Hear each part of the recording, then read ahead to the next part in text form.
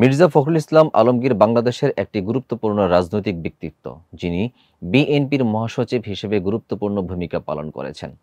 আজ তার ৭৮তম জন্মদিন উপলক্ষ থেকে অনেকেই তাকে শুভেচ্ছা জানিয়েছেন।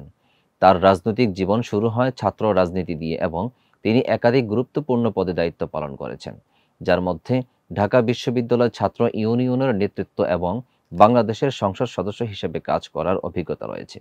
ডেস্ক নিউজে বিস্তারিত জানাচ্ছেন লাবণী আক্তার। মির্জা ফখরুল ইসলাম আলমগীর ২০০১ সালে প্রথমবার সংসদ সদস্য নির্বাচিত হন এবং পরে কৃষি ও বেসরকারি বিমান ও পর্যটন প্রতিমন্ত্রীর দায়িত্ব পালন করেছেন।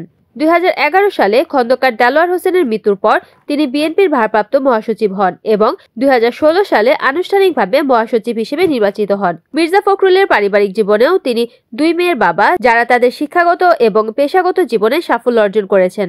তার এই দিনটি উপলক্ষে বিএনপির নেতৃবৃন্দ ও সমর্থকদের ক্রমাগত শুভেচ্ছা ও অভিনন্দনের বন্যা বইছে।